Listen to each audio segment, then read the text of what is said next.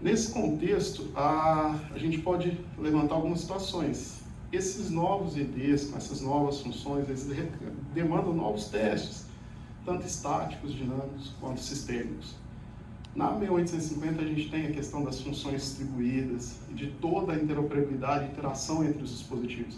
Então, eu testar apenas o dispositivo ali, eu não estou testando a totalidade. Eu tenho que pensar como é que esse dispositivo vai ter interação com os outros dispositivos e, se necessário for, fazer um teste sistêmico com eles. Aqui vale ressaltar um ponto que, quando a gente fala de sistemas analógicos, a gente se limita muito no teste sistêmico pela própria potência dos equipamentos de teste. Eu não consigo fiar uma saída de corrente da mala se eu tiver um painel com 6, 8, 10, 12 EDs. De repente, aquilo ali vai implementar uma carga muito grande. Quando a gente vai para o mundo digital, sumiu, não existe isso. Eu posso implementar nesse sistema quantos EDs eu necessitar. Esses EDs são digitais, eles não impõem carga nenhuma. Então, a mala de testes ali, ela não vai sofrer nada por isso. Pensando nesse aspecto, esses novos EDs, as nossas malas de teste, tradicionalmente, elas acabam migrando a geração de tensão e corrente analógica para a geração e medição de sample value. E os sinais binários que a gente tinha para a parte de geração e medição de Gauss. Os transformadores de instrumentos não convencionais, MCITs, LPITs, e as Standalone Merging Units, nesse caso, os testadores voltam à geração analógica, injetando tensão e corrente nesses instrumentos como fonte de entrada e começa a medir o sample value. Eu preciso testar a minha Merge Unit, então eu vou injetar tensão e corrente na entrada dela e vou medir as streams de sample value que ela está produzindo ali. E um detalhe importante disso, a sincronização temporal. Não testa nada se não tiver sincronizado. Esse sincronismo, ele vale um ponto importante aqui. Ele pode ser feito como sincronismo global, pensando num GPS padrão da subestação, um GPS proprietário. Mas, principalmente quando a gente fala de teste de bancada, de comparação, a gente pode usar fontes de sincronismo, por exemplo, como a própria mala de teste, provendo um sinal de IRIG-B, um sinal de 1588, para que o teste corra mais rápido, mais simples e que eu consiga testar sem perder muito tempo. Testes clássicos aqui versus os testes da ECM 850.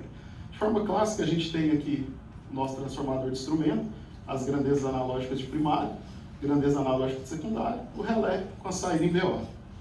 Se a gente pensa em 1850, principalmente na parte de digitalização, a gente muda. A gente tem a grandeza primária com TP e TC, lá no pátio da subestação a gente tem aqui a Merging Unit, que vai estar publicando para a gente aqui sample value na 9-2 aqui, ou ECM869, que chega no IED, o IED publica GUSE para a gente. Esse GUSE, dependendo da situação, ele volta para a Merge Unit, a Merge Unit que vai lá atuar no disjuntor, fazendo abertura ou não.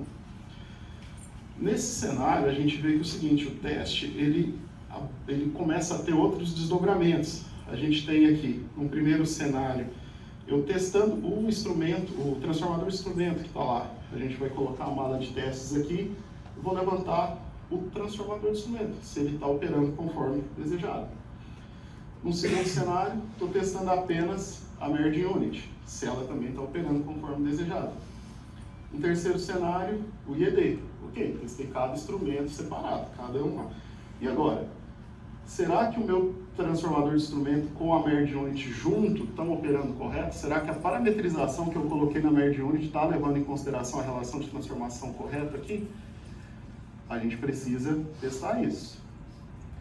No outro cenário, será que a minha Merge Unit está conversando certinho com o meu IED, ou seja, o meu IED está sobrescrevendo a stream correta de sample value e está tendo essa iteração de forma correta? A gente precisa testar. E um teste aqui já englobando tudo, injetando as tensões e correntes primárias e vou enxergar o GUSE lá atrás para testar se tudo isso aqui está operando de acordo.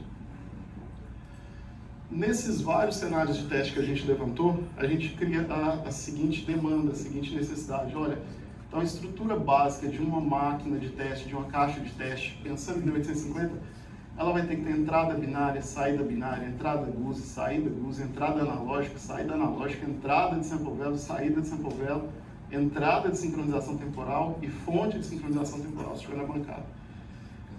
Ufa, é muita coisa que as áreas tiveram que agregar ao longo dos anos aí para fazer um bom trabalho na 1850. Não é mais só sinais analógicos, amplificador e binário que a gente tinha antes.